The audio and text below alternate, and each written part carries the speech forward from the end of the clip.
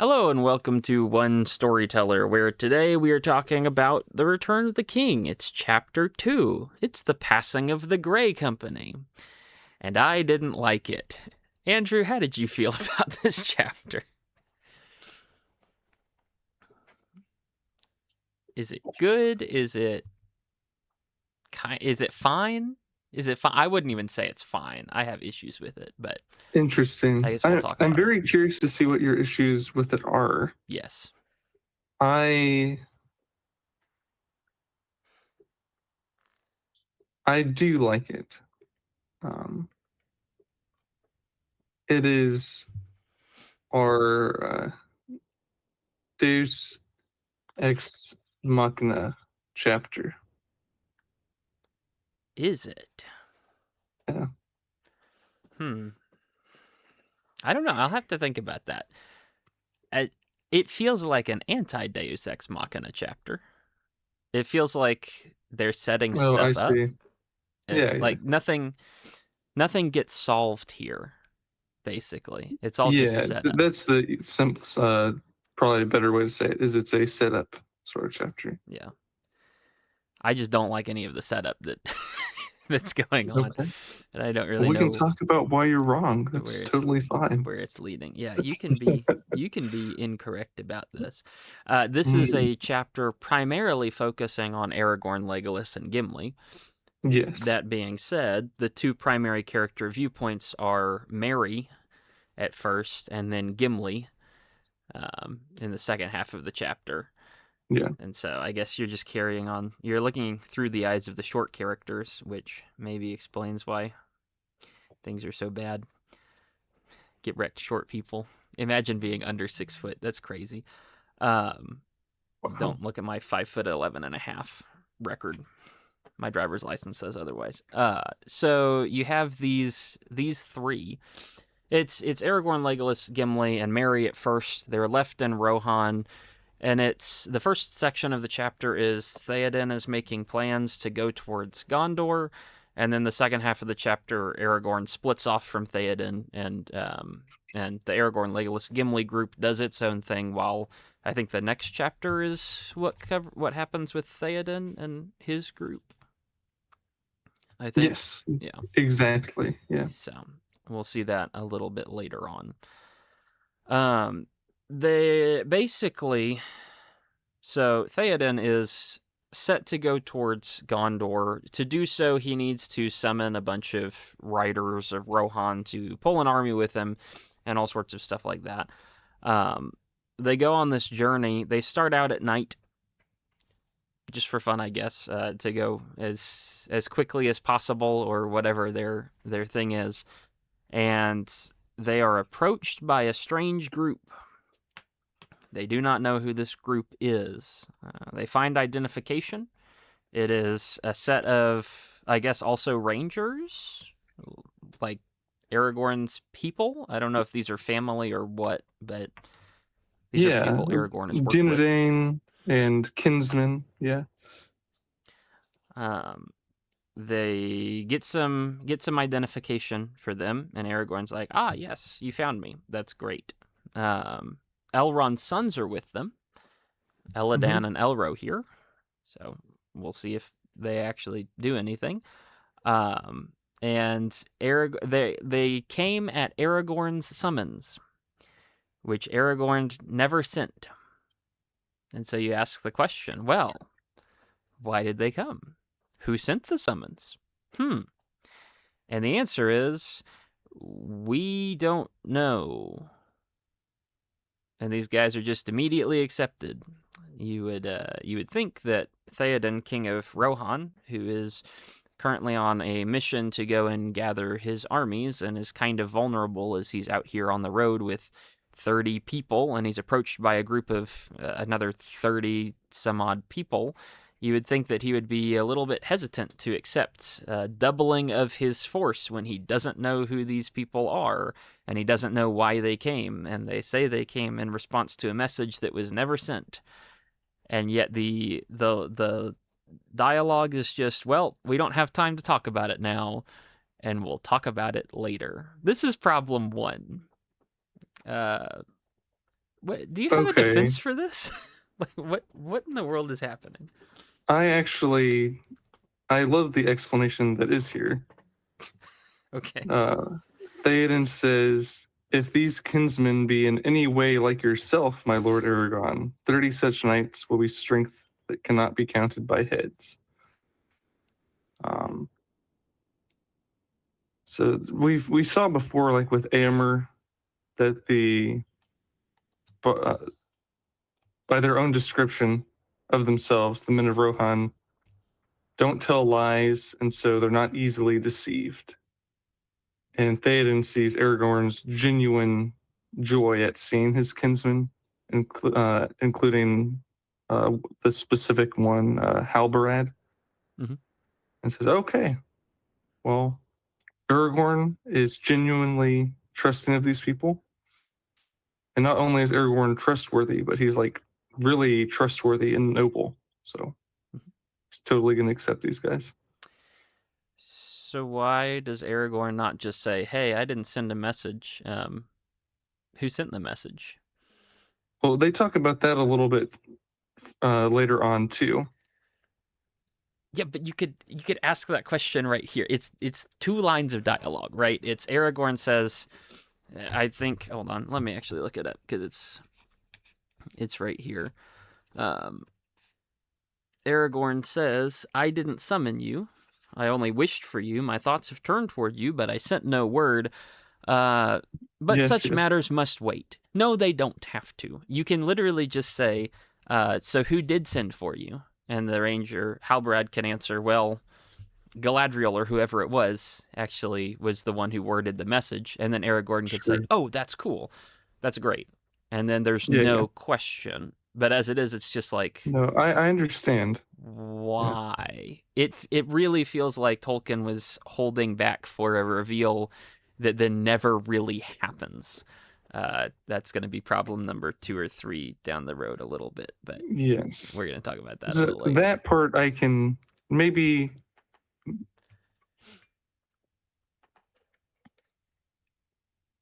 uh yeah, I can kind of agree with that. Maybe Tolkien is building some artificial suspense here. Just silly. It's But silly. I don't find it strange for them to prioritize this. I know it seems kind of crazy, but and right away they mention that Elrond was associated. It's like, oh, when you go down, according to the summons, tell Aragorn to go to the paths of the dead. So Mhm. Aragorn immediately knows Elrond was involved in some way. Yeah. It's like, okay, well, he's a trustworthy guy. It probably wasn't Sauron who summoned them. Yeah, but still, if you show up here and then you're like, "Ah, yes, I got your text message. That's why I showed up." And I say, "What?" I'm going to ask you what text message you got because I know I didn't send that, Yeah, right? And so it's such a natural thing to do. It seems unnatural for Aragorn to literally say, "I didn't send you a message." But don't worry about that. Let's ignore that for now and we'll work it out later. It's just weird. It wouldn't be weird if he just said, "Oh, where'd that come from?" Or it wouldn't be weird if he just said, "Cool," and we assumed that maybe he had sent a message, and then later it was clarified that he hadn't actually sent anything, but he had just passed on it. But it's really weird for Aragorn to raise the issue and then say, "Well, let's ignore it," especially when it's a really short answer. Especially when he then goes ahead and talks with them on the road for a while, and you could have heard a bit of dialogue about where they actually came from, but Tolkien yeah. still doesn't give us that. It's such a weird combination of elements. It No, really bugs I me. can understand where you're coming from. Um,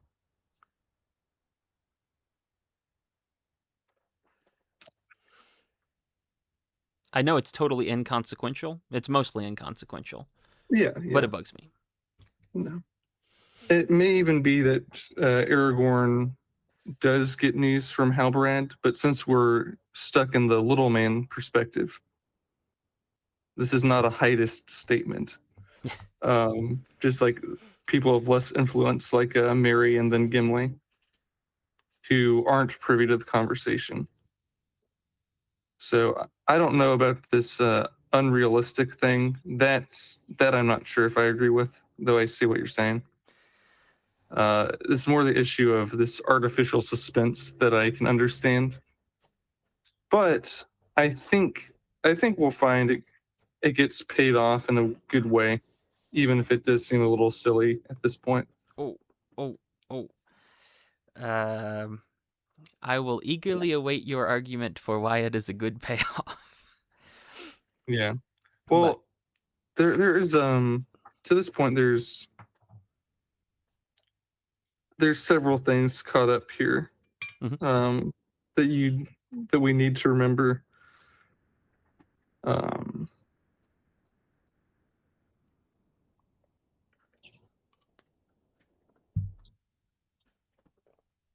well, the paths of the dead, that's mostly paid off in this chapter.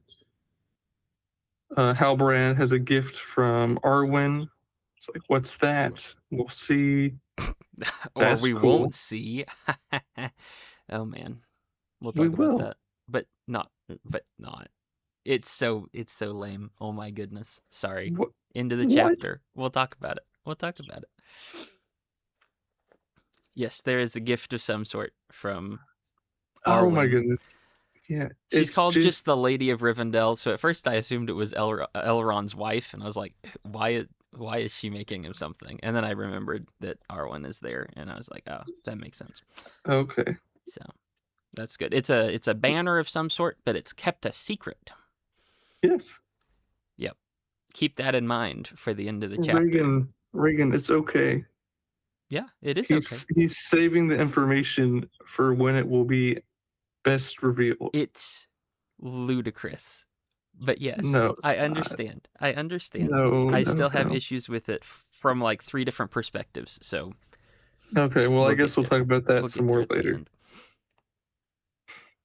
There's a lot being set up here.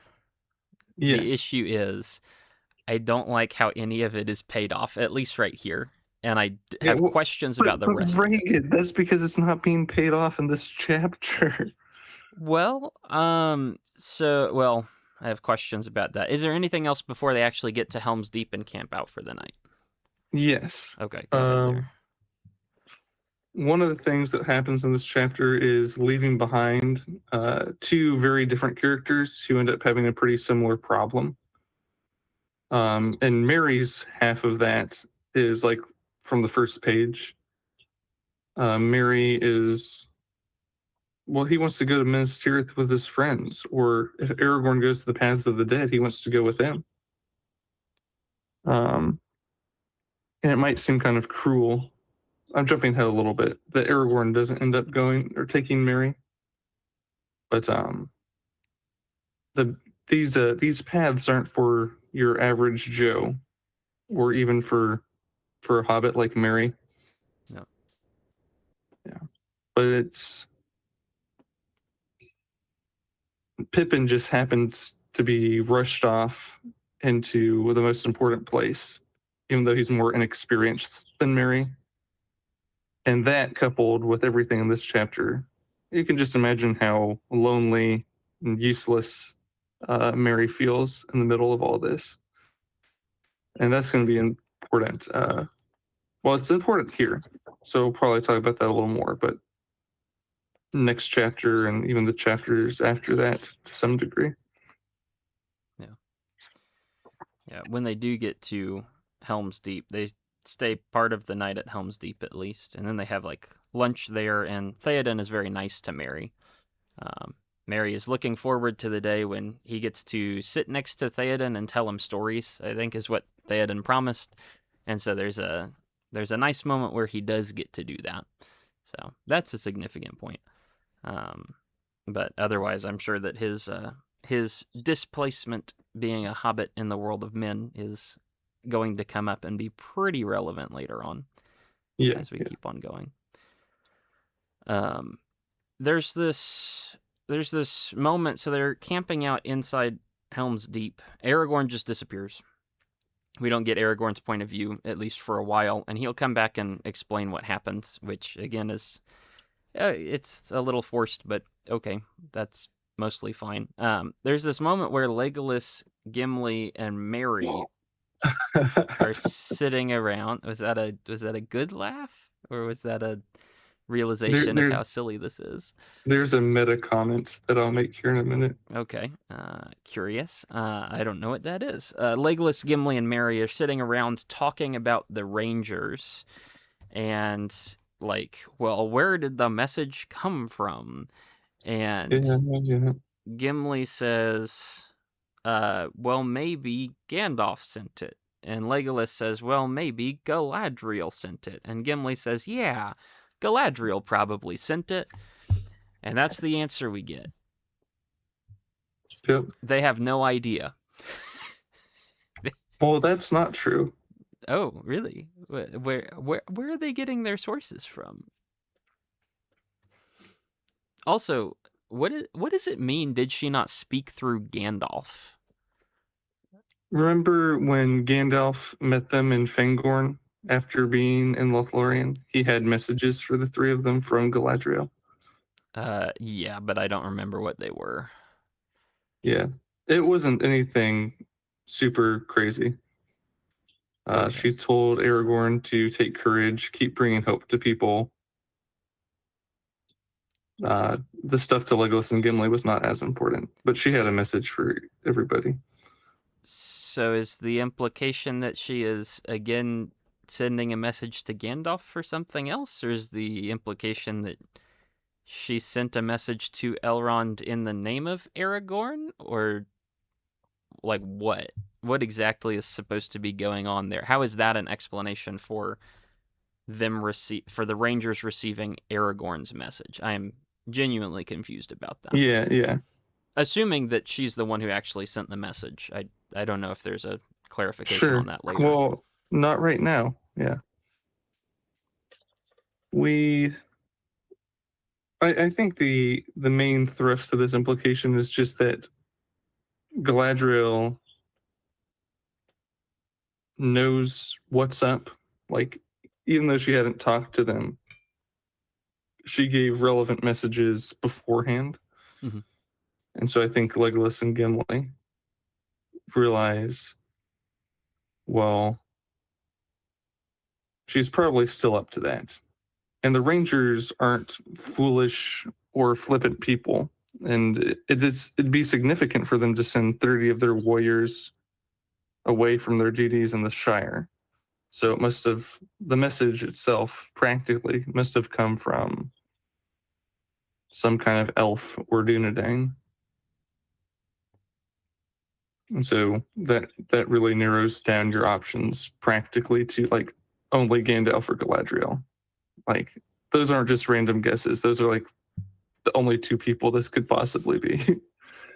Well, I mean, or it could have been Elrond, or it could have been some Sure. unnamed captain in the north that we just don't know who it is, or it could have been any number of people. But Mhm. Legolas just kind of says, "Well, Galadriel." It's like, well, that's the one elf that we know the name of, and she seems important, Nah, so maybe it's no, her. it's not quite like that. Uh, Maybe I have the advantage of having more background information because like the Dunedain aren't like they're not going to leave their position unless someone with authority they trust tells them to. yeah, Um, and so it couldn't have been one of them unless it was Aragorn, uh, which is the point, or someone who has taken it upon themselves to speak on his behalf, which could be his friend Gandalf or his future grandmother-in-law. yeah. So I'm well. I don't know why you hear the words Aragorn sent us a message, and Aragorn says, I didn't send you a message," and then you're like, ah, yes, it's Galadriel. It feels like that's supposed to be the definitive answer as to what happened, Yeah, but like it's coming from people who didn't know and didn't receive any clarification because I mean, they haven't seen Aragorn since he disappeared up with the Rangers for a while, and so Yeah, it's it's like the book is proposing it like it is the definitive answer, but then the characters wouldn't actually know the definitive answer, and it's just guesswork on their part. So they might be right, but that doesn't really fit with the position it holds in the book and the narrative structure of the book. And so sure. it's just Well, weird. there's this very good guess, but we do get a what am I trying to say? A clear explanation later. Okay. Yeah. Then I will hold out my judgment somewhat until we reach that point Okay, very in the good. future. Merry also pledges allegiance to Theoden. Yes, Hooray. that's very fitting, isn't it? Mm-hmm. Nice and parallel. And not even under duress like the Pippin and Gondor thing. So Yeah, a very different. I think that's neat. Is your Tolkien's using this interplay in the first part of Return of the King to have some pretty important contrasts. yeah. So, like we said last time, Theoden and Denethor are very different rulers, although they're both rulers of their respective peoples. But Merry and Pippin are going to end up in very different circumstances because they are serving the very different rulers of the very different peoples. So it's cool to see that laid out here as well. Let's see. You have There's a yeah, small thing. sure. Right after the the incriminating speculation, Gimli Right. says, "Oh, it probably was Galadriel. She could tell what we wanted. Aragorn wanted his people, so she sent for his people." And then he says, "Man, we should have wished for some of our own kinsfolk." And so there's this Legolas says, "Well, they probably have war marching in their own lands. They don't have to come all the way to us." And this book is very focused on like Gondor, Rohan, and the Shire, or the Lord of the Rings, I mean. Well, and this book too, I guess. But that's it's just a good scope reminder because that turns out to be true. Yep. There's some explanation of that in the appendices. As in terms of like what the elves and dwarves were dealing with in the north. Yeah. There's also because there is a mention somewhere later on that Halbarad was protects the Shire and stuff like that. So the implication that 30 people have then left the borders of the Shire kind of leave the Shire open for something bad to happen to it. I wonder Yeah. if that will get paid off. That's the one No I way, no know. way. Okay. Well, Yeah. it's good that after Sauron's defeated, there are no more problems in the book. Mm-hmm. I mean, assuming Sauron gets defeated, who knows? He is the Lord Right. of the Rings, and it would kind of be bad to kill off your namesake character in the book, you know. So Great point. it'd be like Aragon, but you kill off Aragon in the middle of it. It's just you just can't do that. Terrible. Do you have anything else before we get back to Aragorn when he comes out and starts doing stuff?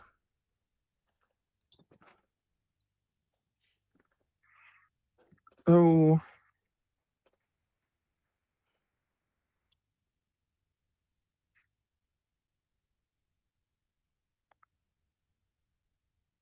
That seems like a I no. yeah. Somewhat I want to say more about Merry pledging his service to Theoden, okay. but it's just very straightforward. Mhm. There's not. I don't think there's too much to say. It's just a very. It's just a very good interaction compared to Denethor's. Um, People are nice to each other in Rohan. Theoden is kindly, as Gandalf said he was. Um, he's concerned with war and of leading his people to death in the name of an ancient alliance, all these grand things. And he's interested in focusing on Mary's concerns. And probably from his perspective, to a certain extent, humoring him.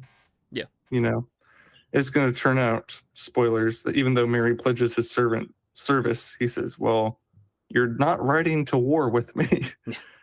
You know, but he's trying to honor Mary as best as he thinks he can. And I wonder if there's a big contrast to where we met Theoden at first, where he was kind of in this dark pit of self-loathing and not caring about other people because he wasn't being the leader he should have been. Mm-hmm. But now he's concerning himself with what in the grand scheme you might call inconsequential conversations and things like that. Yeah. Because they're not inconsequential. It turns out that they aren't. It speaks well of Theoden that he is willing to spend time with the least of these people, right? That's the Jesus thing, is spend time with the orphans and the widows and the little children who don't matter on the grand scheme of things, is what it seems like. But I mean, Mary fits into that because he's not really that important. But Theoden is willing to spend an entire lunchtime listening to him tell little stories because that's what makes Mary feel included. So Yeah. it's good for him to do that, especially now before things get really tough for everybody.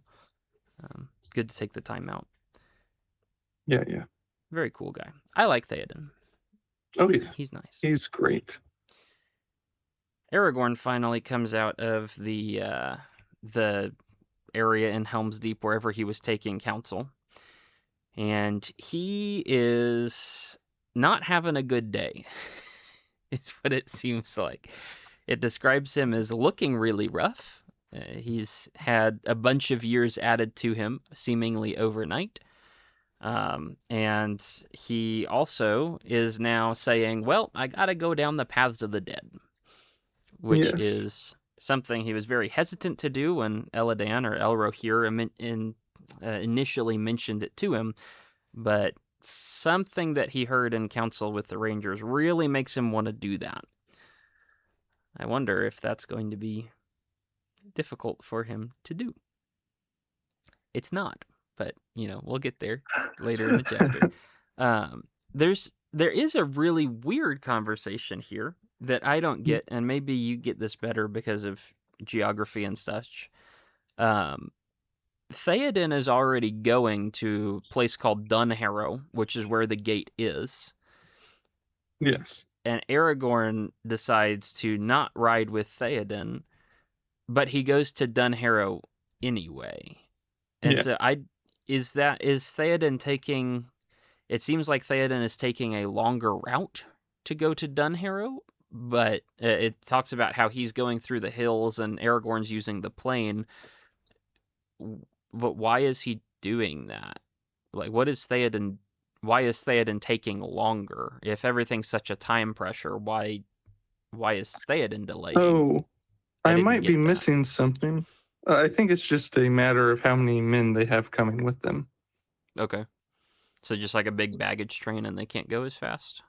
Yeah, I think that's what it is for getting to Dunharrow. Okay. Yeah. There was a mention that Theoden is... while Theoden went by slow paths in the hills, the Grey Company passed swiftly over the plain, and on the next day in the afternoon they came to Edoras. And so it seems like Theoden is taking an inefficient route, and I don't know if that's like picking people up along the way.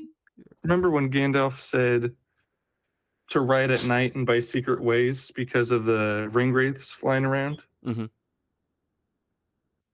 Theoden, excuse me, is still keeping to that advice. Okay. Which is probably good for him. But Aragorn, who we'll find out later has used the Seeing Stone, says, there's no point in me being secret anymore. And so that's why they take that plain route. Yeah. Okay, that makes some. I missed that. Yeah, that makes a lot of sense. That Yeah. makes more sense. All right. Whew. One complaint dismissed. We're all good. Everything is great. It is odd. Well, same conversation. It is very odd that both Aemir and Theoden say, you shouldn't do that. You're going to die.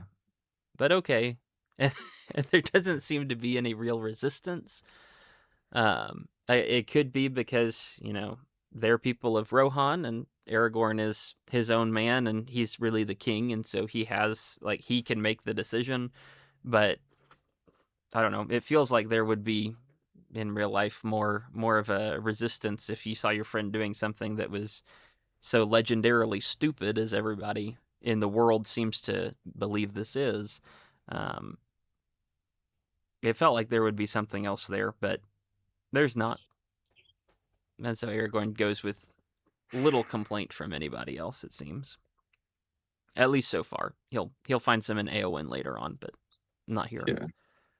And I think, if I remember correctly, we'll see more of Theoden and Aemir talking about Aragorn's choice after he leaves. Okay.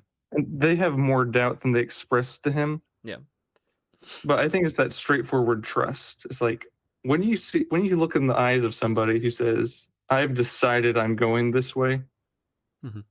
I think these people have the wherewithal to realize nothing I'm going to say is going to change this guy's mind. Yeah.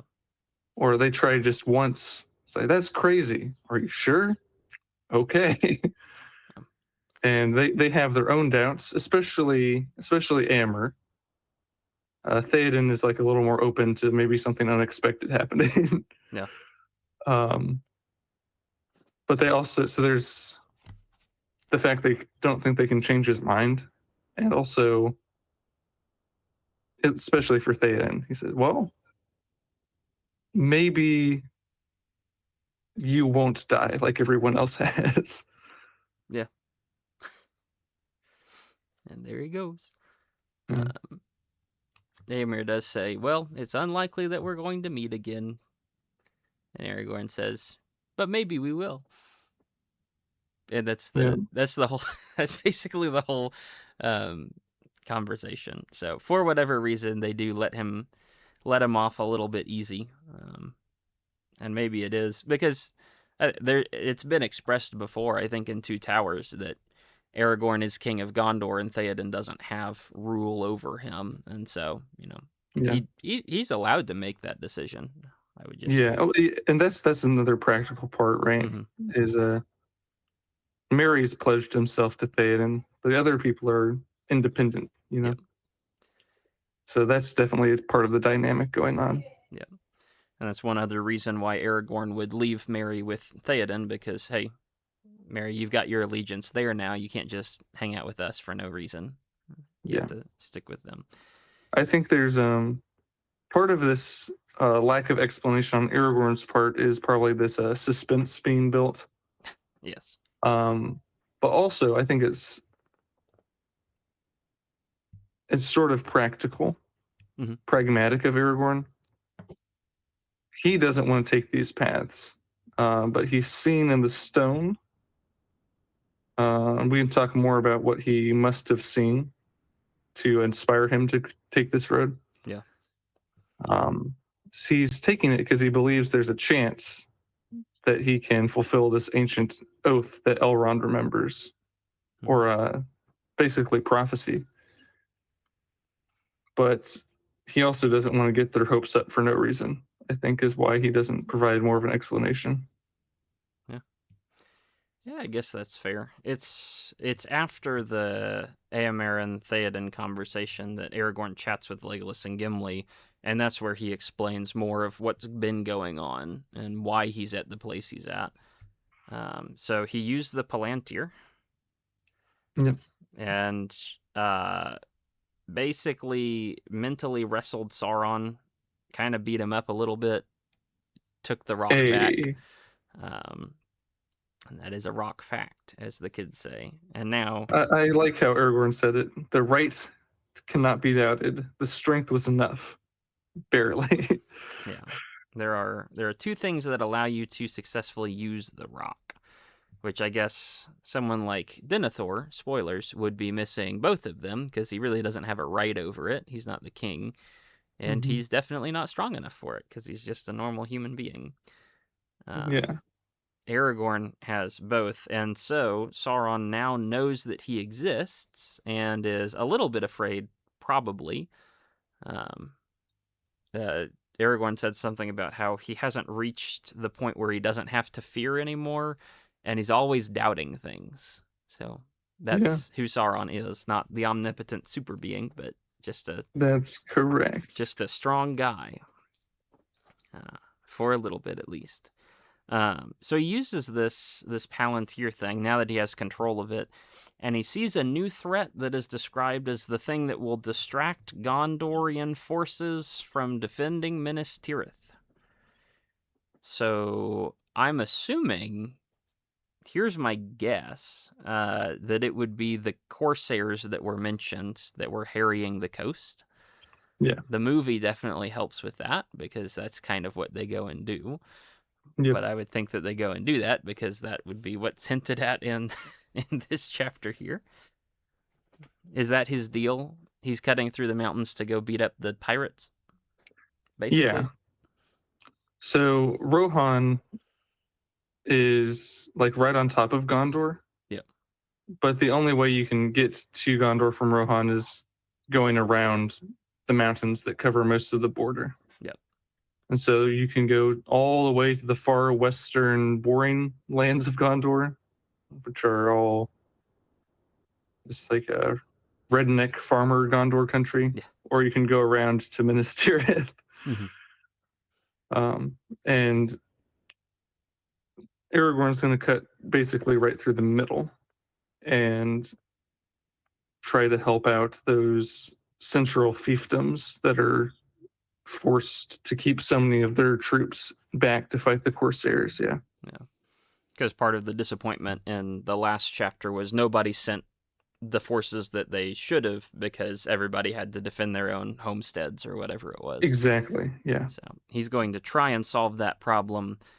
But that's another reason why he has to cut through the mountains is he has to go fast because there's a limited amount of time before Sauron actually collapses on Minas Tirith and Exactly.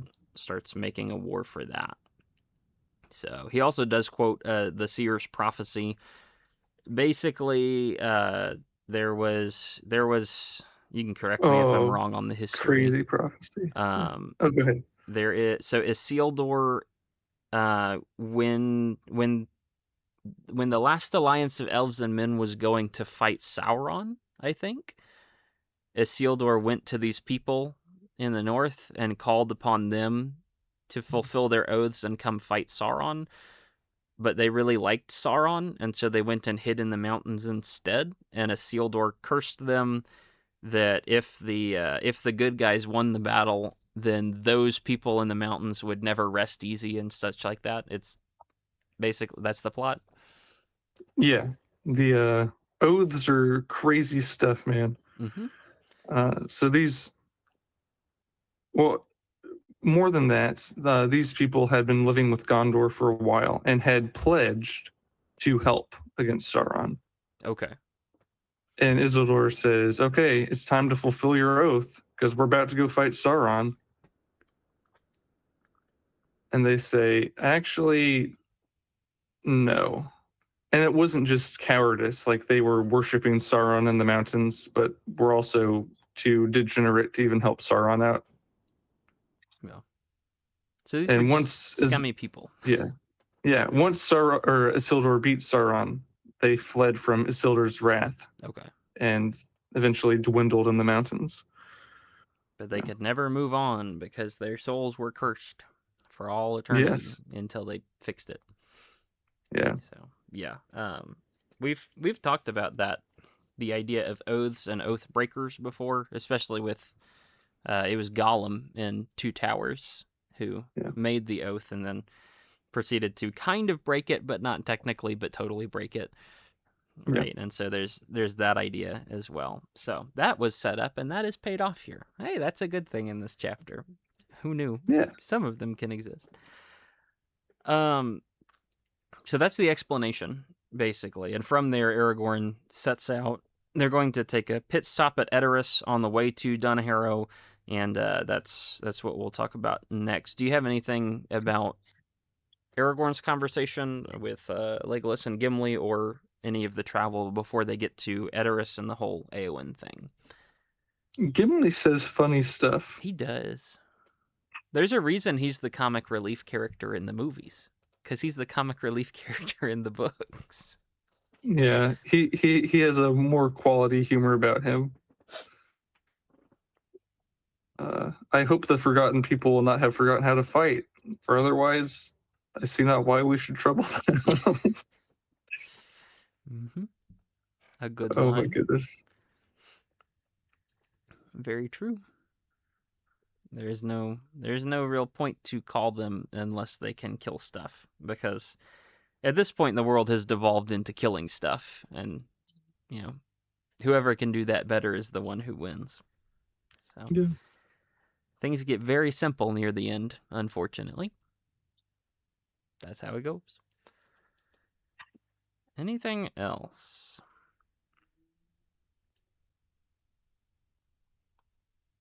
I just realized when I was looking at this again, Halbarad blows a great horn as they set out on this new leg of their quest. Okay. Just like what Boromir did. Aha. They are basically the same. Elrond told Boromir, hey, you probably don't want to do that. You're still trusting in secrecy. But Aragorn now is not. So now it's based to blow the horn. And they're doing what Boromir would want, which is going to help out Minas Tirith and Gondor. Yeah. Maybe the real Boromir was the friends we made along the way. He has a bigger impact than you might at first think. So it's just neat, yeah. Very cool. They will also use a horn later in the chapter. Good. So, foreshadowing or something. I don't know. Maybe it was an attempt. Oh, well. So they get to Edoras, capital of Rohan. And they're there, a day or two before Theoden. So they're going to spend the night there and then on to Dunharrow, which is right past it, and then go through the Paths of the Dead.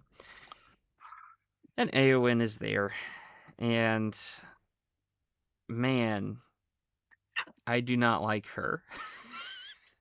What in the world just happened? Okay, this will be interesting. Yes. Maybe this is basically the last thing.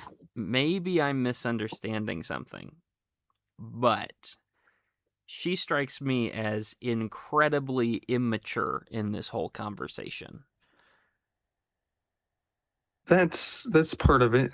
Is that okay? Well, then I'm not incredibly missing. That's not the most gracious way to characterize it, but it's not wrong. Yeah. Well, I understand where she's coming from. Yeah. But at the same time, the conversation, if I had to grossly summarize it, would be something like, I didn't even write this down, so now I have to think about it. It would be something like Eowyn whines about how she can't go and die on a battlefield, and Aragorn says, "There are better things in life. Grow up." I mean, that's kind of what it is. That's not a bad summary. Yeah.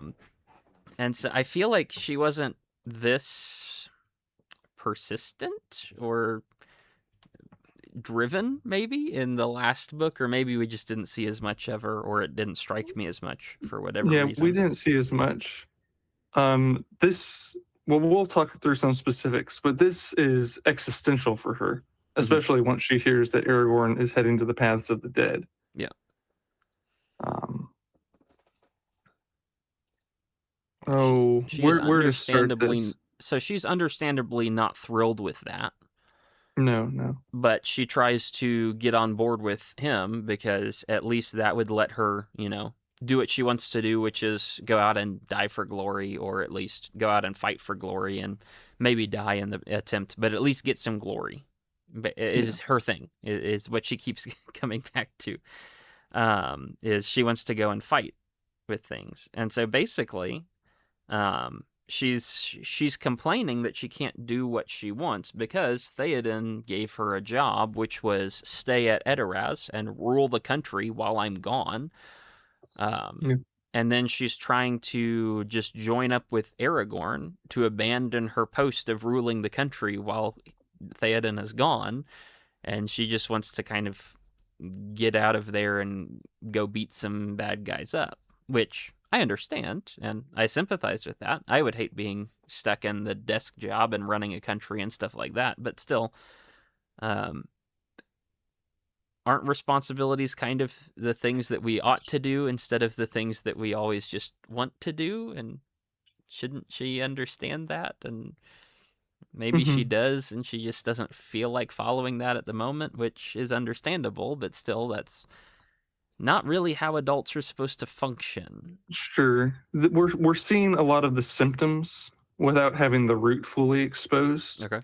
as part of why she seems so immature. Yep. And part of that's just because she straight up is, though I think there's like a lot of like good explanations for why she feels this way. Um, I think I should bring this up now, even though it's not brought up till later. Sure. Is Gandalf and Aragorn are talk with Éomer later in Minas Tirith and say that while Éomer was writing about leading men and fighting orcs, Éowyn was watching, like she was trying to stop Theoden from collapsing into Mhm. this idol of self pity Yeah. while being stalked by Grima Wormtongue. um, so, and that was her duty to stay at Theoden's side, you know, Mhm. and that's a pretty terrible trapped place to be. And so things are better for her now, but she still has that desperation to get out of there. Um, Theoden's better now, but she still feels like she's trapped in the same place. Okay. Yeah, that makes sense, and that's like, okay, I can sympathize with that. Yeah, At the but same you're time, you're still right. You're still right. And we're meant to see Aragorn is right, and he says basically what you said, just a lot more kind. yeah. Yeah, Well, she's like, I want to go out and die on a battlefield. He says there are better things than that. You can yeah, be grateful that you don't have to do that. yeah. I think maybe we talk about this some more Mhm. later on, but oh, how do we say this? Well, first of all, um, there's I don't know if you can call it settle with Tolkien, but there's these clear signs that Eowyn is attracted to Aragorn, Mhm. right? And there were hints of that even in the Two Towers.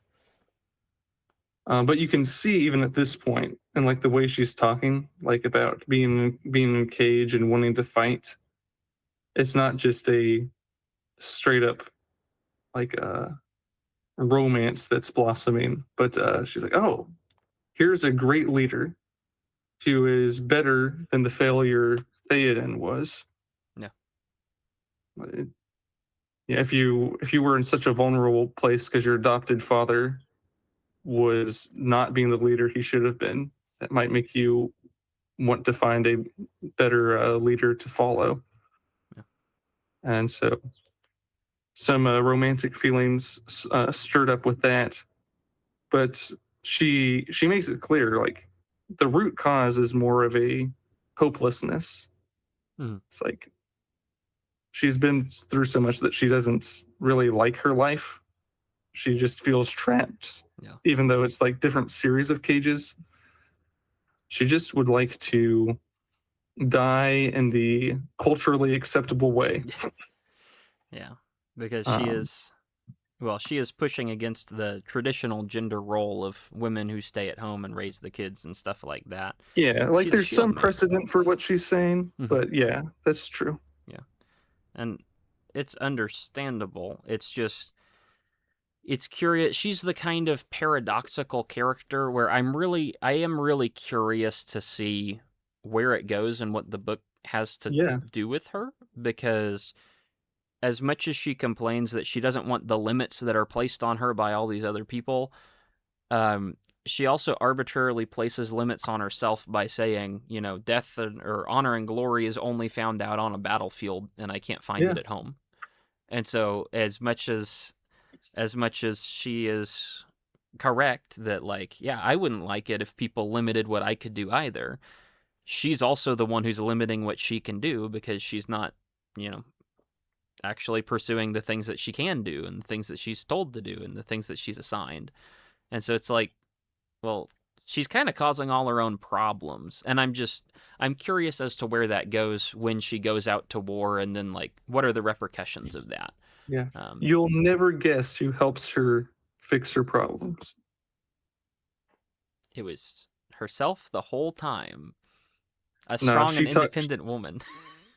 she talks with Faramir. Bless. Faramir's such a cool guy. Yeah. He is. So, One other thing that Mhm. was pointed out to me, I thought was really cool, is I'm not smart enough with archaic language to have noticed this myself. She says Um, "the" a lot, yes. So the Rohirrim are Anglo-Saxon, Yeah. right? basically. And she, in the morning, she does this final, like, basically begging Aragorn to let her come with him, or let her come with him. Um,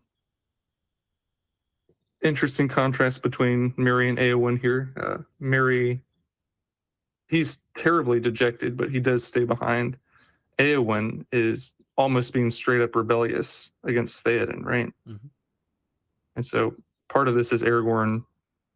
He believes this is the best thing for her, is not to come with him for multiple reasons, but Yep. also he's respecting Theoden's authority over his adopted daughter. Mhm.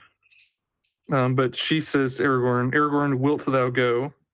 And apparently, this is like familiar language. It's like saying wilt instead of will, and thou instead of you. Yeah. Like, so she's trying to make this more personal and that kind of appeal. Okay. And Aragorn, I don't know the best way to say it.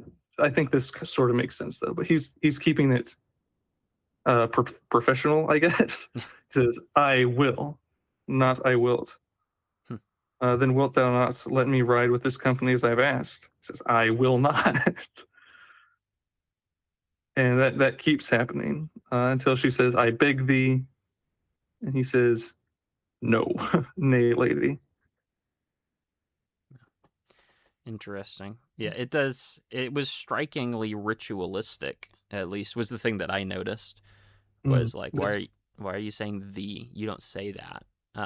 And so whether I just took it as, she's trying to engage in some kind of battle ritual, and he's just not dealing with it, because he's not responding in kind, and ultimately says Yeah, no. Um, he yeah. is. Oh, Oh, I was just gonna say, yeah. If the YouTube man was right about the Saxon uh, formal versus informal, then it would be like the opposite of ritualistic in this case. yeah. But yeah, go ahead. She is trying to engage with him on a level that he is not willing to engage with. Is Exactly. whether it's Yeah. over ritualized or under ritualized, Mm. it's the same kind of picture. It also, because of the these and thous, it feels kind of like a prayer, like a last ditch effort of you're Yeah, from praying our to, perspective, yeah, yeah, from a religious point of view. And so sure even enough. from that perspective, it's like, no. And ultimately, I mean, the answer is she's praying to Aragorn, but he just says, "I'm not your king. Like, Yeah, I'm not that guy. I can't let you do this because you are responsible to Theoden. He has commanded you, and I'm the king of Gondor." So I can't do that. So even from that perspective, it's an interesting take on it.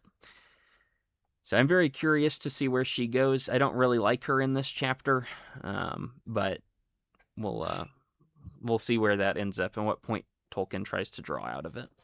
Yeah. This ends up with Aragorn, Legolas, and Gimli, and all of the Rangers go to the Paths of the Dead. They go into the Paths of the Dead. They go through the Paths of the Dead. It's a tunnel. It's a dark tunnel. At one point their torches go out and they can't relight them, and then they get to the other side of it, and then they race to a rock, and Aragorn says, "Hey, work for me," and the dead people say, "Okay," and then the dead are just following them everywhere that they go. That's the whole rest of the chapter. And I don't even think I'm doing a bad faith summary of it. I think that's just what happens. It's not great, but I suppose it's adequate, unfortunately. Yeah. There's just not much that happens. Yeah. Or maybe there is. I feel like I'm missing something, because the Paths of the Dead are really built up as this horrific thing that you're going to die if you go through. And then Aragorn just has the courage to go through them, and it's fine, and nothing bad happens, and I don't know what I'm missing, or if I'm missing something. It just is kind of anticlimactic from a variety of reasons. Sure, I can understand that.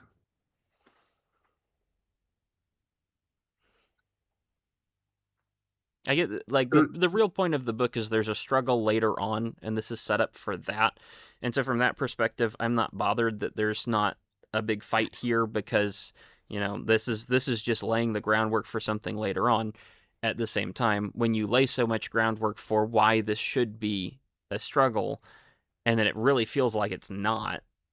It feels like, I know there's a line in there about how no normal human being could have done this, but also it really feels like a normal human being could have done this. Yeah. So yeah, sorry, go ahead. It's sort of abstract, I suppose. Mm-hmm. But there's this physical presence of dread and darkness over the whole place. Yeah. I think, for my part, I think Tolkien does a good job describing that. Mm-hmm. But I can understand why maybe that doesn't click. Well, the last time we saw something like this was Shelob's Lair, which also has this very physical dread, and that actively made me uncomfortable. And also, there was something that helped realize the dread. Right. There's a giant spider because she lives in there, and there's a whole, there's a struggle going through. If you compare this though, mm-hmm. It's the things left out of your adequate summary are how Gimli can barely walk because of this dread that's closing in on him. Yeah. And how eventually he notices there are shades of soldiers coming up behind them. Mm-hmm. It's like, okay, is that going to kill them or not?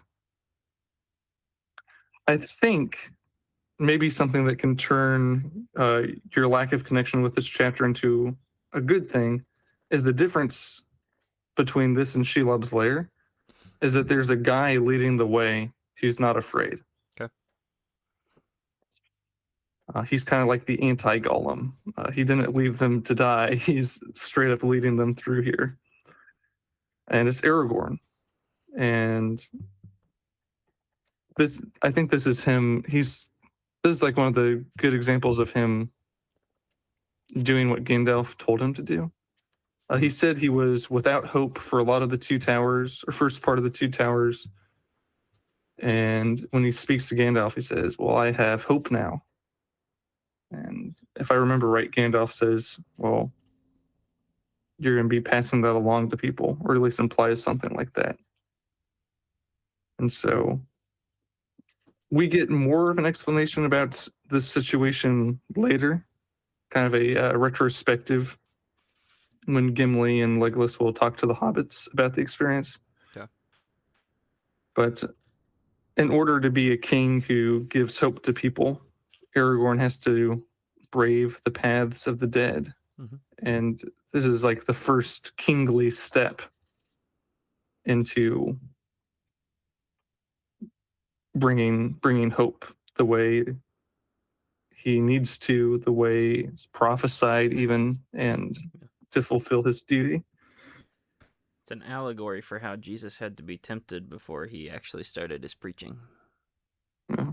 He sent me a video about how Tolkien was just an allegory machine. That was what that was about, right? That's not exactly what I said. That's definitely. It's not that it was totally anti-allegory for Tolkien.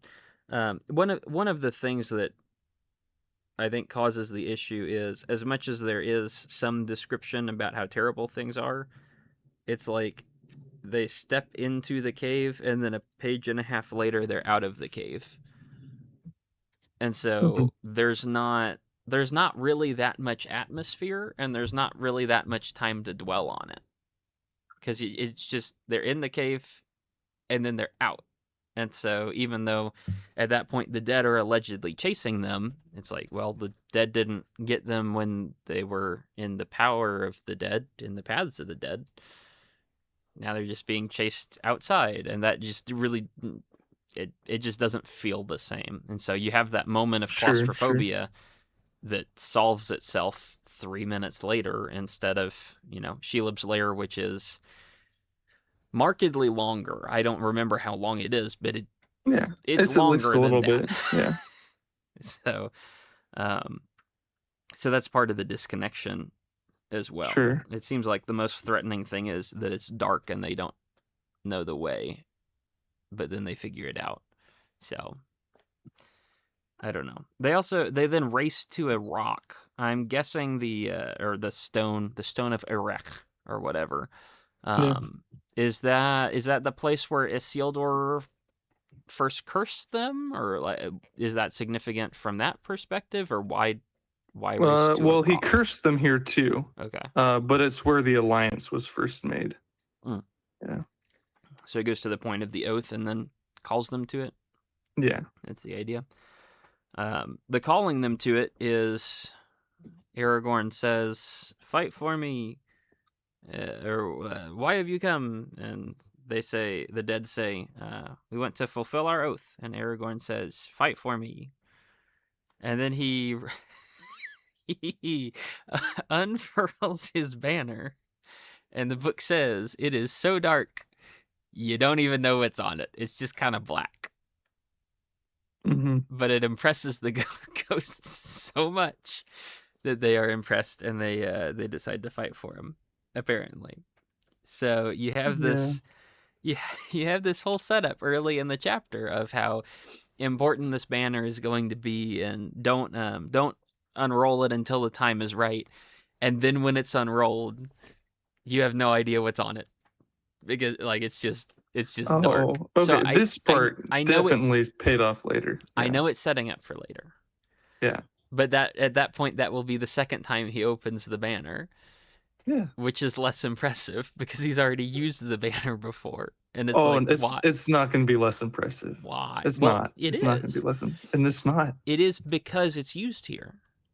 But look, consider Tolkien's cleverness. Yes. It's not really used here because you can't see it.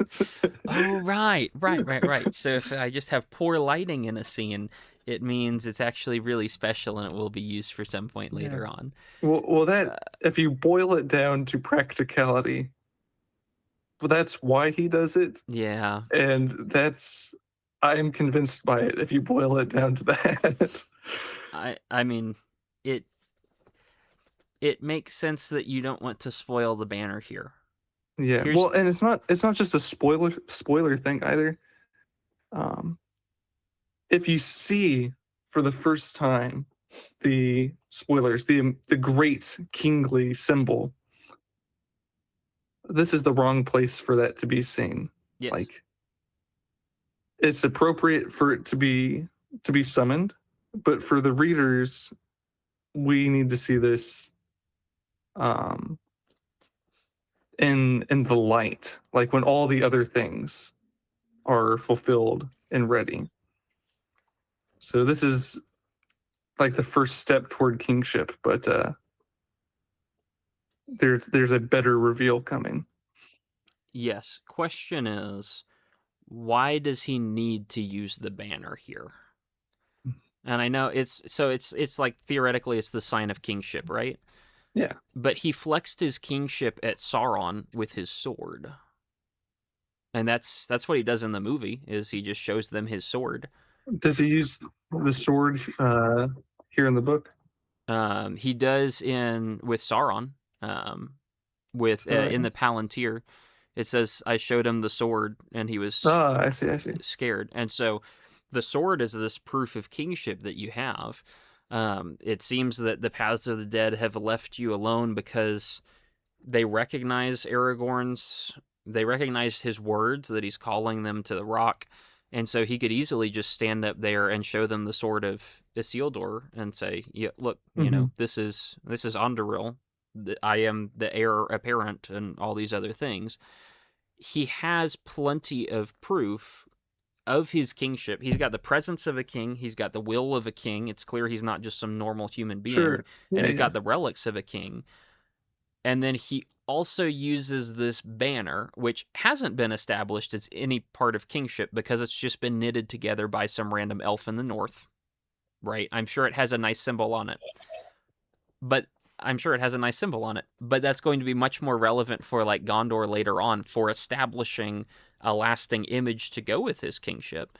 Whereas the Mm-hmm. sword is something that everybody universally recognizes as the sword that was broken, that has been reforged and is the Yeah. new thing. And Well, so, these people will recognize. Yeah. Spoilers. Like this banner that has been remade in a sense mhm, is something the stewards haven't been able to fly, right? Because they don't have the right to fly the kingly banner. yeah, But it would have been straight up the same banner that Isildur had. yeah, right. But he's Um, also got the same sword as Isildur had. So yeah, yeah, yeah. So if you're to writing that this, point, oh, go ahead, go ahead. you could just, I mean, you already have in the chapter that Aragorn has used the sword as a proof of his kingship, and it scares even Sauron because Sauron now knows who Yeah, Aragorn is and that Aragorn is coming for him. But then instead, you decide to kind of pay off the banner reveal that's not no, really paid off at all. And no. so So instead of using. we're looking at this kind of retrospectively in a sense, Mhm, because I know I'll grant you maybe it's a little silly, it is though silly. I quite like it still. It's very silly. This is the banner's not getting paid off here. Yes. We can see later, oh, this is the banner. But the point here is another reminder of how important it is for later. So Tolkien's still keeping us in suspense about exactly what it is. Yeah, well, I would consider that part of the payoff, right? Because the banner is this significant object that's going to be put to great use, and we have no idea what that is.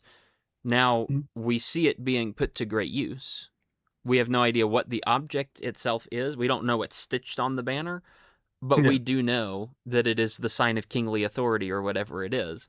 And so instead of that being reserved for later on when he walks into Gondor and unfurls the banner or whatever it is, I don't even know where that comes into play. When he uses that later on, it could have been this great thing, but as it is, he's already 50% used it here.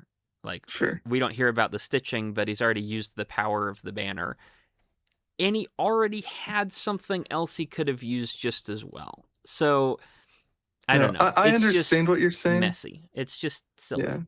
You didn't need I to do don't that. I don't think it's messy. Though he will be here before too long. Apparently, he was just in Alabama. What? Oh, all right. All right. I Sorry, think that was yesterday. Or no, that's today, isn't it? That's the. I think so. Yeah. Well, I think the World Cup started yesterday. Yeah. We were recording Anyway, this on June the 12th of that's right. 2026 at 8:53 in the Sorry. morning, if you want to know, Anyway, or I something. don't think this is messy. It is I messy. think this is Tolkien's just building some more suspense here. Yeah. Well, and it maybe doesn't that works waste the for some banner. people. I Yeah, I think it undercuts the suspense that he had built. yeah. Well, he's trading, like leaving it in the background for building some mystery around it. Yeah. It's Or like if somebody hands somebody a dark briefcase and you just wonder what's in it.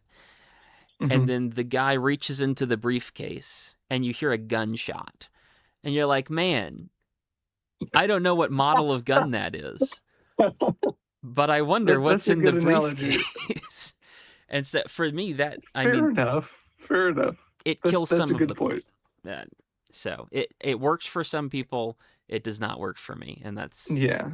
the Well, point of well, I complaint. don't know that Tolkien would presume that people wouldn't be able to piece it together. You Mhm. know, even though you have a couple advantages for doing so in this case. Yeah.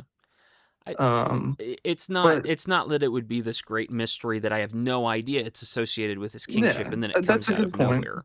But Yeah, it's still, I feel like the force of it would be better used fully later on than halfway here to prime you for the full use of it. And that's yeah. just me. That's just how I think Okay. about it. And I'm Well, right. you can't have laid it out more clear than that. I just disagree. Yeah. Well, you can have your own opinions. That's okay. Same. How lovely. If only they were aligned with correct. So into the chapter is this big cliffhanger where the group now has the dead following after them, and they're going somewhere, and we don't Into officially the know where yet. storm of Mordor. Yes, and you were right on the darkness thing. There's just a physical darkness that's coming out. So when Gandalf was talking Yeah, about that, yeah, that's what that was. The metaphor is cool, but it wasn't a metaphor. So it's both. maybe it is both. Maybe it is. And I think that's where we leave it. Is there anything else of note? That's it. To your point, it is a very set-up-y chapter. Mm-hmm. Which is fine. But I don't know. I haven't workshopped it in my head yet, but I feel like if you're going to have a chapter of a book, in many ways, it's supposed to be, it's either a solution to a problem, or it's a problem being raised and you solve it, or it's a boring chapter. I mean, that's not a very nice way to put it, but that is kind of that is kind of true. Stuff like the Shadow of the Past, there's not really a problem. It's just dialogue and exposition. So it's interesting, but it's not really a driving chapter. There's nothing, you're not going towards much. Here, there's just not much of a problem that's set up. There's a lot of setup for future problems to be solved later on down the line, but there's no real conflict in the chapter, as Aragorn just kind of does stuff and it works. Yeah, Which is, I would you need disagree some with stuff the like that. last point. I would disagree with the last point. Yeah. Aragorn does stuff and it mostly works. No, He well, no, not mostly that does part. stuff and it somewhat works. Aragorn does lots of stuff and it works. Yeah. My issue is like there's no conflict. Like, what are you going to call what happened to Merry and Eowyn? Like, that's a conflict. Eh. The Eowyn thing, I'll give you that. Merry thing doesn't seem that apparent yet. I assume that would come up more in future chapters. It will. Yeah. It will. Yeah. Well, agree to disagree, I guess. Next time, chapter 3, the other side of this. The muster Muster of... the Rohirrim, we ride for Gondor, and war, and war. That's a great song. I'm a huge fan of the Disco File. If you know what that Good. is, you're a real one. And with that, we bid you farewell or something like that. And we'll see you next week for chapter 3.